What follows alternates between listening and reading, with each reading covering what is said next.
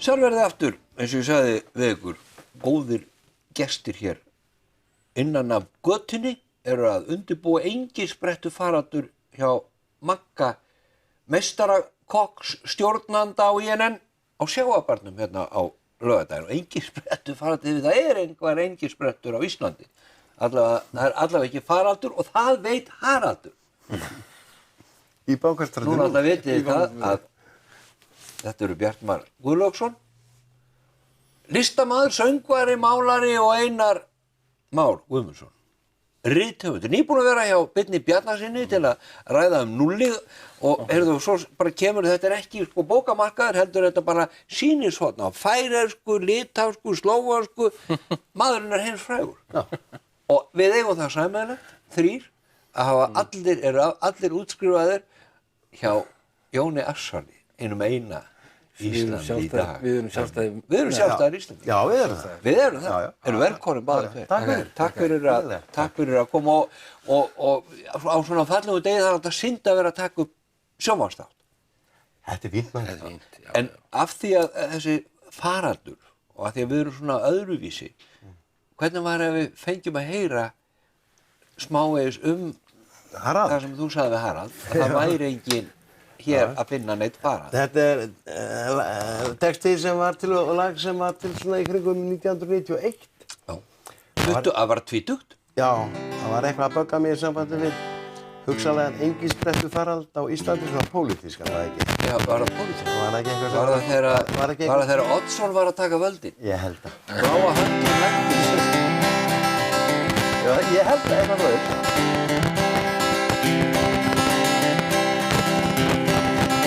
Hér eiga jöklarnir átaka sína, þeirna sér við að sjá sólina skína. Hér hefur náttúran tekið sinn toll, talið í storminn og framkallar hróll.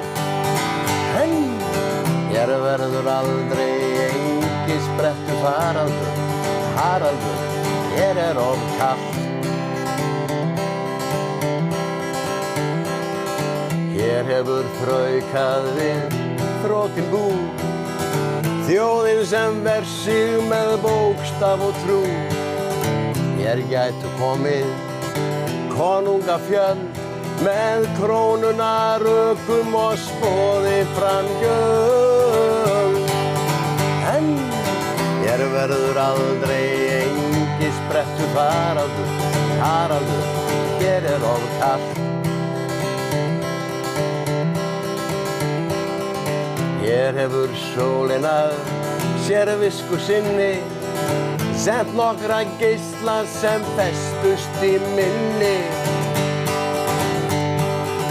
Hér gætu elskað austræn börn, unað sér vel þegar frostbrynjar tjörn. En hér verður aldrei engisprettu faraldur, Haraldur, hér er kalt. Hér eiga jöklarnir átaka sína, þeir skemmta sér við að sjá sólina skína. Hér hefur þraukað við þrotinn bú, þjóðin sem ver sig með bókstaf og trú. Hér verður aldrei engisprettu faraldur, Haraldur, hér er kalt. Hér koma aldrei málaðar mannætur, mundu það, hér er svalt. Takk fyrir það. Takk fyrir það. Frábært.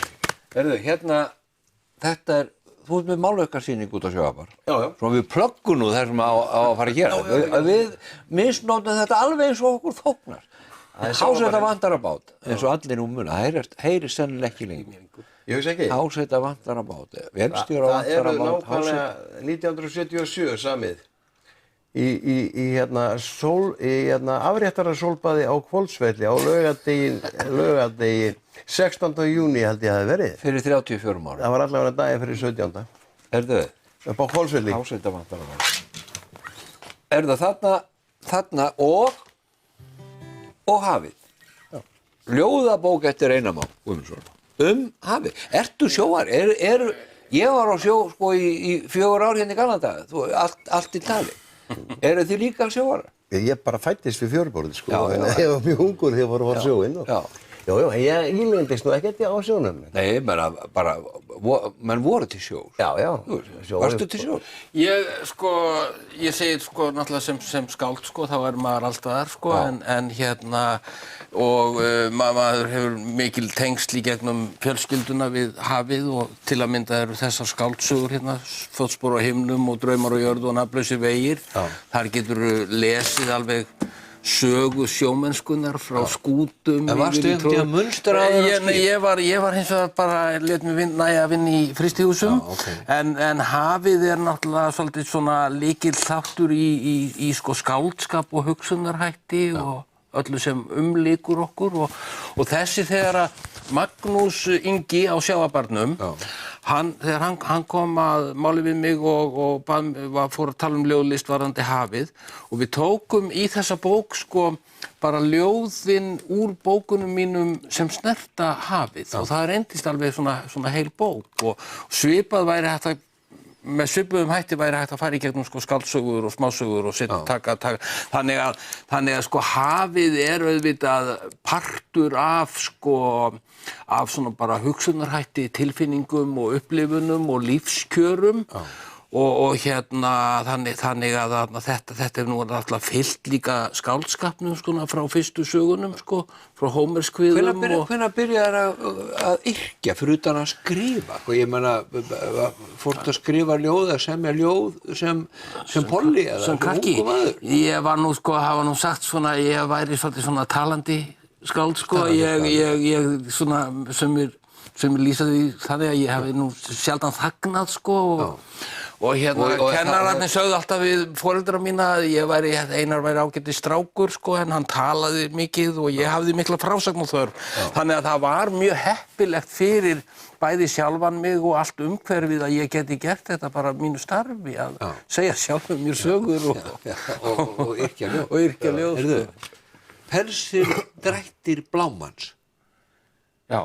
Það dæmigert svona ljóð hafið og það skoðað auðvitað frá ýmsum myndum. Ég skal kannski bara fara með upphafið af þessu kvæði. Og hafið, þar sem almættið speglar ásjónu sína, blint sem öldurótið í sálinni, úið með gráa drauma í fanginu og framandi orð á vör. Þegar sólin flýtur við hafsbrún, stendur eyjan í björtu báli, ísmolar tinda, glös full af glóandi víni. Stríi strengdur yfir heiminn og rammaðurinn með klettum, spegill í söltum dropa, gargandi fuglar og grjót. Maður heyrir nú bara niður, maður heyrir þegar brimið skellur á klettinu. Ég fann hér eitt ljóð sem að því að ég náttúrulega eina sem ég yrki bara það sem ruglið sem rennur upp mér í inngöngunum mínu. Eins er við Hannes Pétursson náfrændur. Þannig að ég segi það að við erum systkina sinn. Ég segi það að við höfum bara komið þessu meistara ljóðskap fyrir í Hannesi. Hann það bara Það koma þessu fyrir bara í og hann líka mikill sagritari Hannes, allir mannanna láni bækurnar sagnaþættir. Svo skrifaði hann fyrir mig menntaskólaritgerð í 5. bekk með Þórberg Þórðarson og fékk 9 fyrir. Ég kom ekkert nálægt þeirri ritgerð. Enda var hann var Steini Steinar. Það er eitthvað að fara ekki öruglaði. Það allt í lagi að fara á húsalist. Ég var að fletta þessu og lesa þetta. Það margt sem að væri gaman. En mér finnst eitt því að þið eru nú báðir listamenn og hafið örugglega einhvern tímann verið misskildir. Þú veist, ég meina listamenn eru allir á einhvern nátt misskildir. Þetta getur náttúrulega fengið á Sjávarbarnum. Þessi bók bara til á sjávarbarnum. Hún bara til á sjávarbarnum. Og hérna sýnir líka hvað Magnús svona menningarlegur veitingamaður. Hann alltaf að hugsa eitthvað. Erðu, þetta heitir grútarbræðsla. Ég ætla að reyna að komast í gegnum þetta. Fyrir eitt ljóðum grútarbræðsluna var skáldið Grýtt. Hrakið úr bænum og Grýtt. Áður en afmælishátíðin gekk í garð höfðu bæjarbúar smíðað stórt svið og raðað stólum á plani þar sem stundum þurrkaður saltfiskur. Það rigndi þegar bæjarstjórinn steig á sviðið og setti samkomuna. Lúðrasveitin lauk leik sínum en þegar bókavörðurinn hugðist halda erindum sögubæjarins skaust skáldið, grindhorað og með villta glóð í augum og hófa flytja ljóðið grútarbræðsluna. Bókavörðurinn tvísté með blöð sín og fólk tók að ókyrrast í sætum. Það hristi höfuðinn og pískraði hálfum hljóðum á meðan regnið barði andlit skáldsins.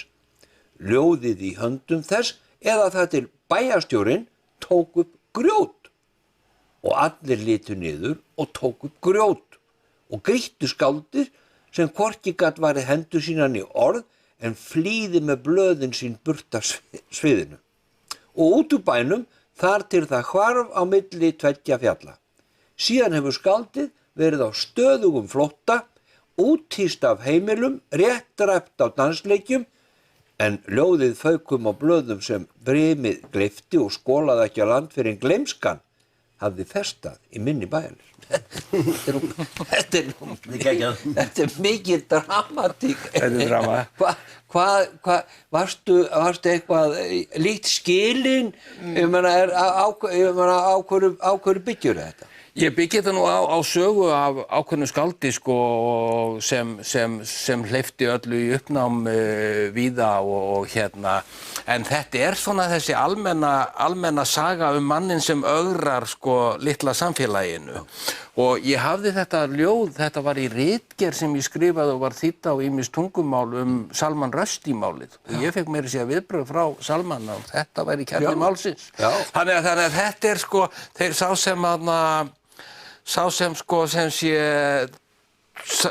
sem svona storkar þessu umhverfi, sko, hann lendir oft í þessari klemmu. Síðan þannig að þetta er í rauninni, dæmisaga, sko.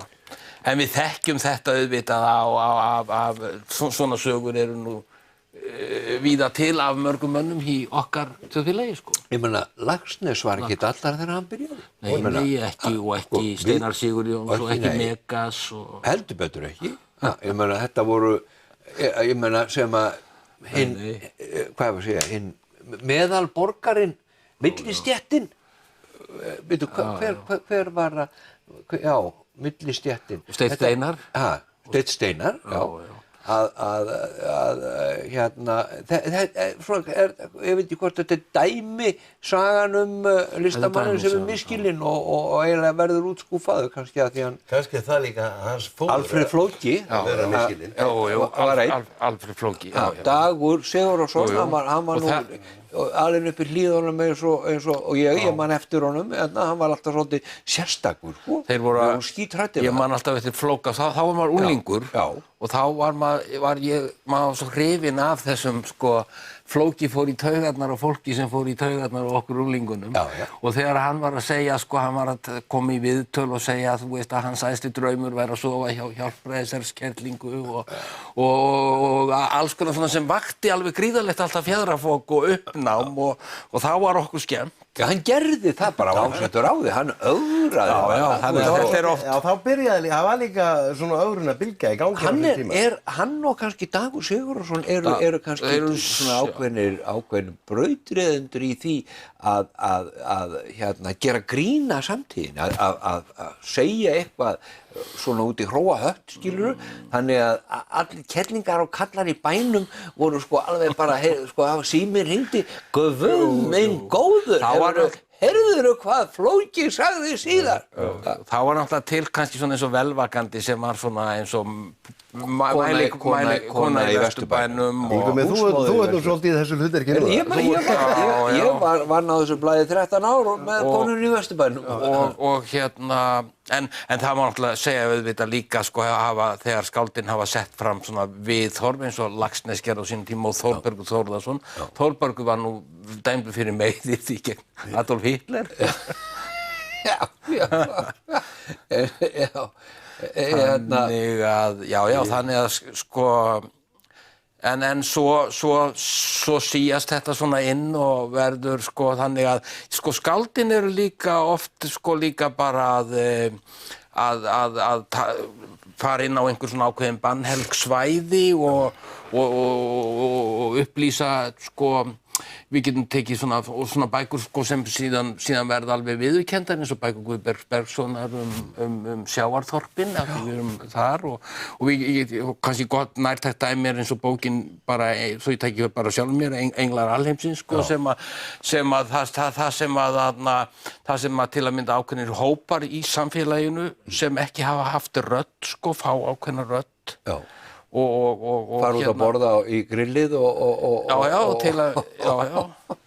En vitið það, nú situr þú svona artistískur listamaður, skegg og sítt hár og allt þetta, flott, svona trúbadorinn og allt þetta, leysur á RÚV með morgunþáttinn og annað. Þú situr gamli kominn svona sem bara miðaldra, þú veist, millistétta borgarinn. Já. Og það sem ég að velta fyrir mér, listin, hvort sem það tónlist eða hvort sem það skáldskapur eða myndlist eða hvað sem menn að gera, þegar ég fór að hugsa þáttinn okkar og ykkur tvo og það engisbrettu faraldur, ég fór að byrja hver að ögra samfélaginu. Það eru bloggarar, einhverjir bloggarar sem eru að blogga á pressunni eða eyjunni eða á blogg.is og ertu ekki að blogga einhvers staðar? Nei. Það er engin listamaður eða skáldjafnvel eða hvað sem þú veist, er að gera neitt til að ögra samfélaginu sig og sjokkera på. Þú ekki hlustað á nýju Bergrisplötuna? Já, þú ert bara komið í klúður hana. Okay. Bjartmar og Bergrisar, þeir eru búin að vera með alveg rosa flotta plötur núna síðastliðið ár og það er búin að vera lag sem heitir Negril. Negril, þú veist ekkert einhver. Nei, ég bara sekur.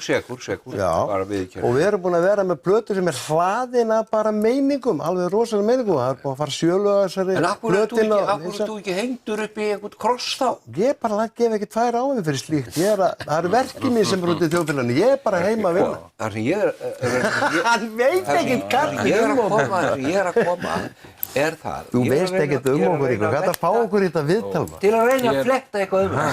Það sem ég er að velta fyrir mér, að ég hafi einhvern tímann Ísland verið. Ég er búinn að semja yfir 30 ár texta sem gætu hugsanlega flokkast undan einhverja ádeiluteksta. Útkomið verk yfir 300. Já, ég er alveg klár. Og ef þú kveikir ekkert á einu einasta aðingum, þá hef ég bara ekkert að gera þetta. Daginn í dag. Nú skal ég spila þeirri eitt lag á Bergrisplötunni og slappa hann bara af. Höllum okkur aftur. Tökum kallinn bara stæl. Ég sletti olíu á viðarkol og gengi kringum bálið en einn hring. Með Andersson á öðrum fæti í huganum ég akvalongið syng. Á flótta undan framtíðinni sem fætur toga burt eitthvað tilbaka. Aftur fyrir upphafið af týndum tíma er að næga að taka.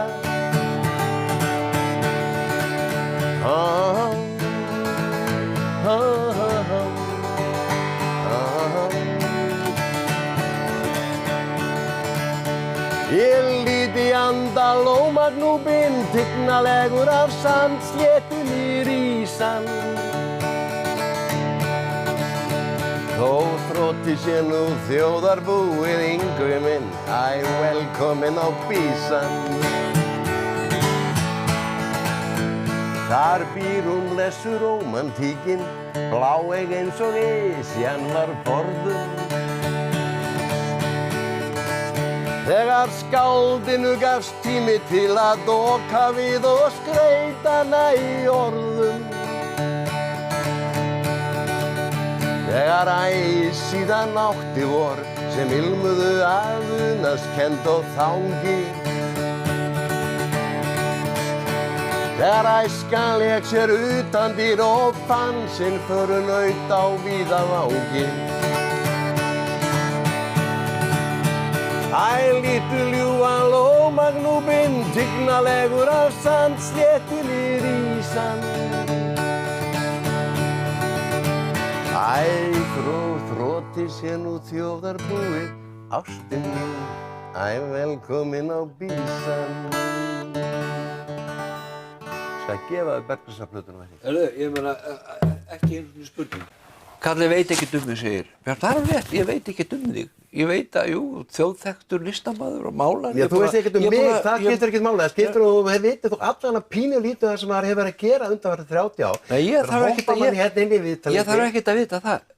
Ég þarf að vita hvað þú ert að hugsa núna. Hvað er ég að hugsa núna? Já, ég nenni ekkert að ég er gaman að hlusta á gömul lög sem þú samtir fyrir 35 árum. En mér langar að hvað eru þið að hugsa í dag? Hvað eru margir svona sweet talkarar konur upp í samfélaginu? Hér lekur lygin út úr hvers manns kjafti. Alhæfingarnar algjörlega þar ríða húsum, sko. Og þjóðfélagið komið siðferðilega, hugarfarslega í mjög mikla látiðu. Það sem að gerast það að fréttamenn og margir þeir sem fjalla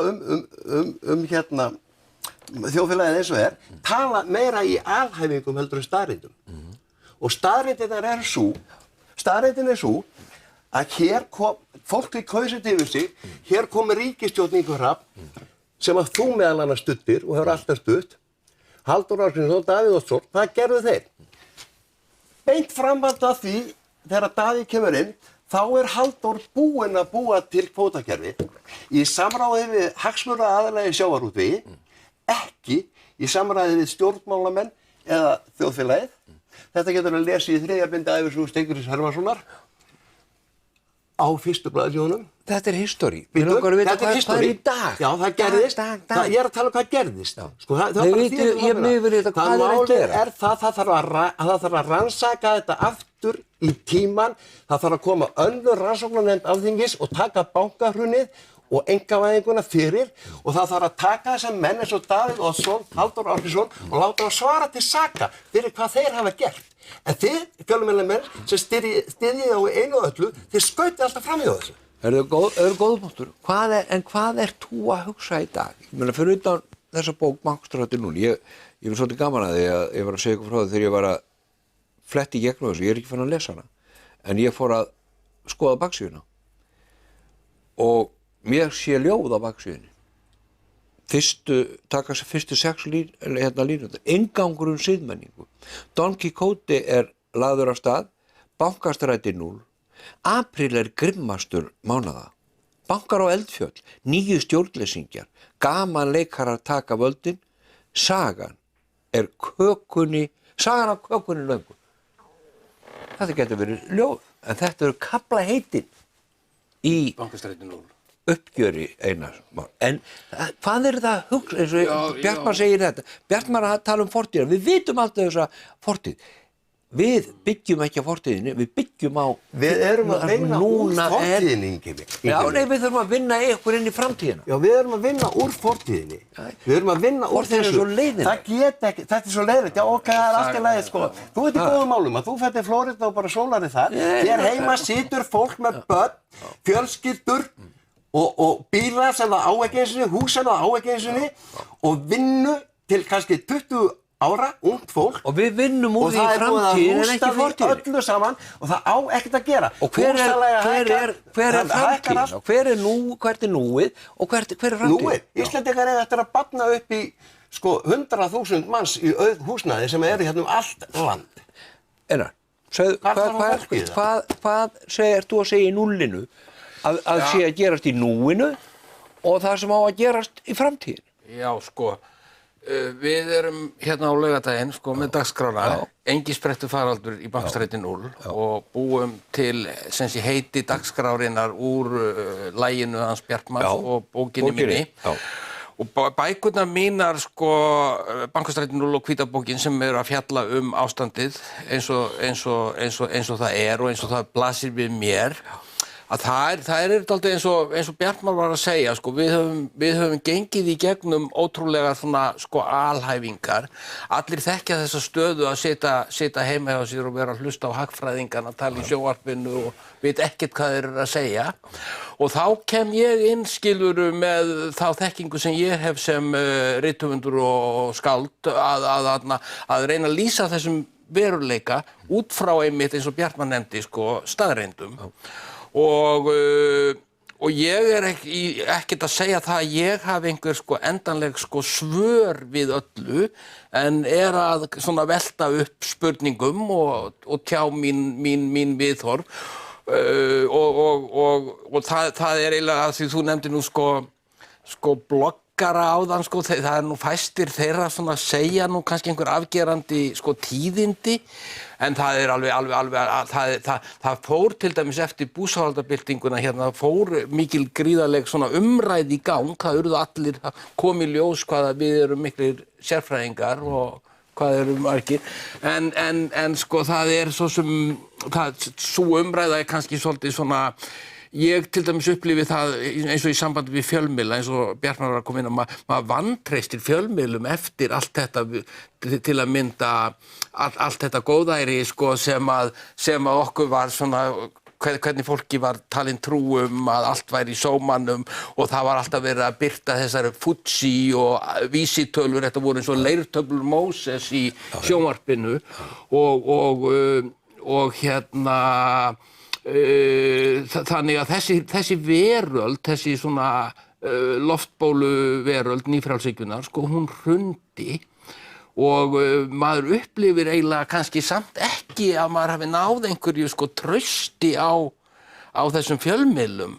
Við erum með mjög fátæka fjölmiðlaflóru og hérna en sem sé ég vil nú meina sko við verðum að horfa á hlutina í dálítið svona breiðu samhengi. Það er náttúrulega sko það sko eins og þegar fólkið eins og Spáni og Portúgal þegar það er að horfa til Íslands Írarnir eru að horfa og segja hvernig við tókum á þessu bankadæmi og fleira. Þannig að við skulum líka sjá sko við skulum ekki hengja okkur í einhverja sko neikvæðni í augnablikinu heldur líka reyna að sjá að við stefnum fram á við. En Bjartmar, þú ert mjög reiður sem er mjög Ég er ekkert reiður. Jú, þú ert öskureiður. Já, af hverju ekki að vera það? Af því að þið eru ekkert að bera ábyrgð á orðum ykkar. Fjölmiðlamenn eru í stóru stíl sem stríði sem búið að vera milli þín og Öddu. Það er ekki stríð á milli mín og Öddu, ekki neitt. Vil ég segja okkur saman að vil ég bara vinna úr þessu sem er því að við getum ekki gert þetta án fjölmiðlamanna. Ef einn fjölmiðlamaður segir A og hinn B í austur og hinn í vestur, það er engin sameiginleg umræða, það er engin niðurstaða. Þetta er bara eitt allsherja bull út í gegn og ég er reiður fyrir hönd þess fólk sem foreldrar mínir byrjuðu saman hér 1944, þau voru í 58 ár saman þangað til þau fóru eitthvað annað og málið er það að það er búið að eyðileggja, niðurlægja og svívirða starf þessa fólk sem tók við þessu landi 1944. Það er búið að ræna þjóðarauðlindum frá fólki. Fiskurinn, hann er komin í einstaklingseigu. Það er í stóru stíl verið að koma því þannig fyrir að gufuaflsvirkjanir og fastvatnsvirkjanir fari í virkjanir og virka. Hvað kemur svo eftir? Það kemur þessi diplomatiska aðferð Alþjóðagjaldeyrissjóðsins að segja alltaf þið eru á réttri leið, þið hlýðið okkur, þið eru svo hlýðið. Hvað viltu gera? Hvað vilt þú gera? Ég vil allavega að það verði tekið fyrir það að sjálftöku liðið stjórn í Íslandi eins og það gerir í dag. Það eru allir að stjórna sínum launum sjálfum, þú gerir það ekki af því að þú ert að reka fyrirtæki.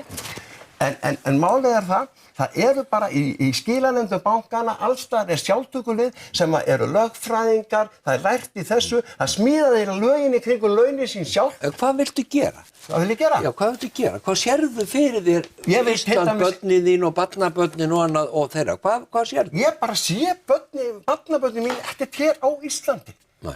Ég sé bara íslensku þjóðina vera að fara bara í stóru stíli í gámum út. Húsnæðisverð hækkar upp úr öllu valdi, leigan hækkar upp úr öllu valdi og það eru þúsundir íbúða, tómar, ókláraðar, óbyggðar, óseldar hér á landinu. 3000? Já, Íslendingar hvað, 10 ára barn í bíða? Ég, þarna hittir Bjartmar ákveðin svona kjarnamálsins, hann talar foreldra sína og við erum með kynslóðirnar sem koma undan okkur, og byggðu upp þetta velferðarkerfi og byggðu upp með þjóðfélagsbaráttum sem þarna skapaði tiltölulega þjóðfélag sem tiltölulega mikið jafnrétti ríkti.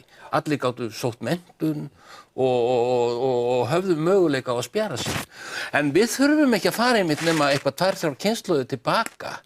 Og það er það sem ég var að segja í þessum skáldsögum þegar ég er að lýsa sem sé sögu íslenskrar, þetta er svona saga íslenskrar alþýðu.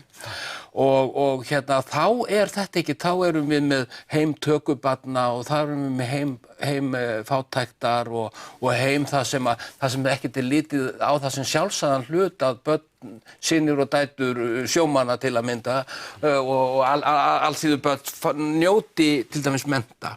Og það sem við þurfum að horfa á núna, burtséð frá hvað er að gerast í augnablikinu í bönkunum og hjá stjórnmálamönnum og svo framvegis, við þurfum að horfa á hvernig verður þetta einmitt fyrir börnin okkar, hvernig verður framtíðin fyrir næstu 3 kynslóðir.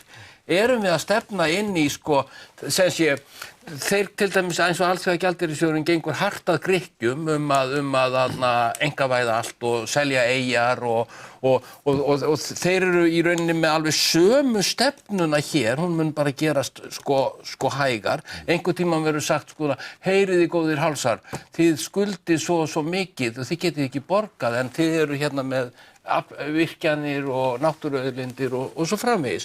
Þannig að við verðum að horfa á svolítið mikið á það hvað við höfum og hvernig við nýtum það. Þurfum við þjóðarsálaranna vegna verða einhverjir að fara í fangelsi? Verður það einhver fullnæging á þjóðarsálinni? Það er málið það sem ég sagði áðan og segi enn. Við tókum við þessu 44, við vorum bara með mjúkumálin, við vorum ekki með nein peningamál, ekki með dómsmálinni, við vorum með mjúkumálin, eitthvað svona kirkjur og kjaftaði. En við höfum ekki verið með neitt, við höfum aldrei náð, því að við vorum ekki búin að vera í 3 daga frjáls frá Dönum. Þá vorum við komin í annað trúnaðarsamband sem að öðrum var meira þóknanlegt heldur en kannski vera nýlandi hjá Dönum. Við höfum aldrei náð að byggja upp hefðina í fjármálum. Við höfum aldrei náð þessum ökonómiska stöðuleika sem aðra þjóðir hafa haft. Við höfum ekki búið þetta til á þessum árum sem við höfum verið frjáls. En núna ætla allir að fara að reisa einhver svakalega minnisvarða í kirkjugarðan í Keflavík, í Helguvík, álver fyrir austan, álver hér og þar, álver alls staðar. Hefur þú, Ingvar Hrafn Jónsson, komið til Jamaica? Nei. Þú hefur ekki komið á Suðurströndina? Ég hef komið til Bahama. Farðu til Jamaica næst aðeins neðar þú hefði klórað. Farðu og skoðaðu Suðurströndina, sjáðu baksíðunámurnar sem þar eru, vegna súrálsframleiðslu, sem er búið að gjörsamlega eyðileggja landið og risa stóru prammanna sem flytja þetta til Evrópu eða nær okkur. Það er búið að eyðileggja paradísareyjuna Jamaica í súrálsframleiðslu. Súrál er hreinsað með vítisóta og niðurstöður færista vísindamanna eru þær að paradísareyjan Jamaica sé orðin vítisóta drullupollur. Til hvers? Til að við getum framleitt ál hérna í Hvalfirði og víða og í bakgörðum Hafnfirðinga. Það var svo stór útviklun að maður hægt að gera greinum á grilli og þessu álveri sem hangir hérna í bakgrunni. Við flutum út sjávarafurðir fyrir 2,2 milljarða dollara á síðasta ári. 320.000 manns. Flutum út ál og iðnaðarvörur fyrir eitthvað svipað. Eða meira, sennilega meira, eitthvað svipað. Við eigum þessar náttúruauðlindir liggjandi hér norður undir heimskautsbaug, ef við höfum ekki að virkja og nota það í einhvers konar iðnað, mér anskotað sama þó kom ekki fleiri álver hérna, en ef við ætlum að byggja upp þjóðfélagi og þannig að fólk, börnin okkar og barnabörnin hafi mannsafandi lífskjör, þá þurfum við að nýta auðlindirnar, hvort sem það heita vatnið, gufan eða vatnið. Og er það eina málið, er það eina leiðin að nýta þetta með orku? Ég sagði, mér er alveg út af saman máli. Ég held sko nýta og virkja og allt það en það verður að spyrja sem sé sko tilganginn og sem sé sko langtímasjónarmiðin og hérna og sem sé, og það er náttúrulega, þú hittir naglann á höfuðið, það er hérna fyrir okkur sem erum ekki það mörg í þessu landi, þá á að vera hægt að byggja upp mjög farsælt þjóðfélag en hérna sko, en það sem að lausnirnar sem eru á borðinu núna, það sem að þeir til dæmis kalla atvinnuleið og það þetta gengur allt út á það að blása af stað sko nýrri bólu. Það er að segja að sko þeir sem stjórna efnahagskerfinu og fjármálalífinu í landinu, þeir kunna engar aðrar aðferðir en þær sem hafa verið við lýði. Og það er það sem að sko ótal hagfræðingar og samtökum víða veröld að benda á að það þarf sem sé nýjar reglur, nýjar hérna til að mynda þarf regluverk á fjármálamarkaðina. Meira segja Evrópumenn, þeir eru farnir að tala þessi matsfyrirtæki sem bara stjórna nánast sko fjármálalífinu með einhverjum álitsgjöfum og þetta eru einkarekin fyrirtæki og þeir gáfu Íslendingum alltaf 3 plúsa meðan menn voru í mestu bullinu en núna gefa þeir alltaf bara mínusa og þeir gera þetta til að stjórna sko hvert sem sé lánsfé og fleira fer. Það þarf að skera upp allt þetta kerfi. Hvað er síðasta hrunadanslag sem þú samdir? Ég veit ekkert hvað allir ekki bara súrmjólk í hádeginu sem ég bjóð til fyrir 30 ára síðan. Leðu okkur að heyra það. Kanntu það? Málið er það einhver minna. Kanntu það ennþá?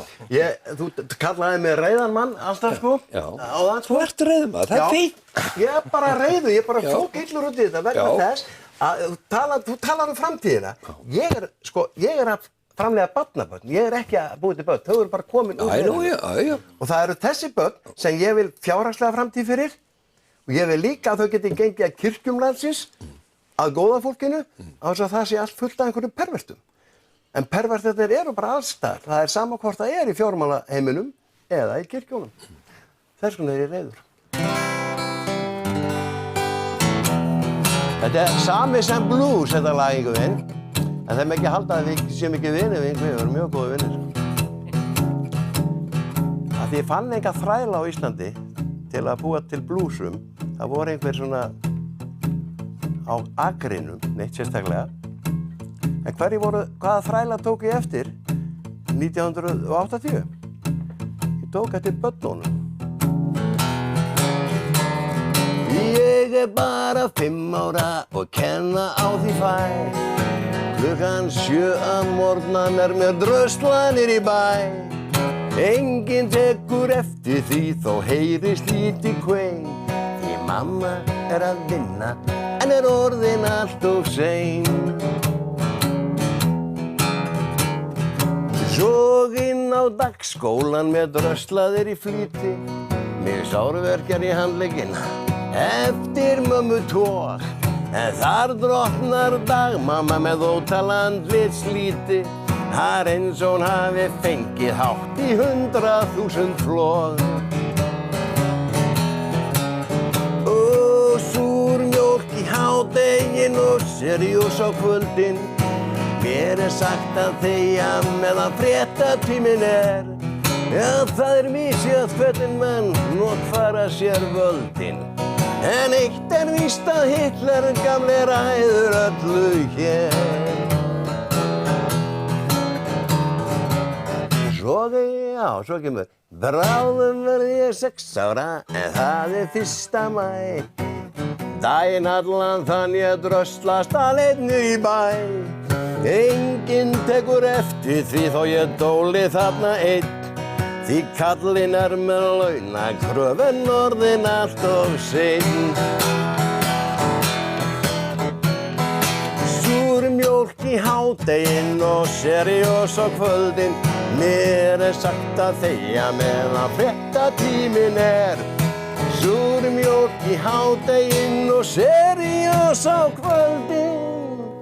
Og mamma svo stressuð en þó mest á sjálfri sér.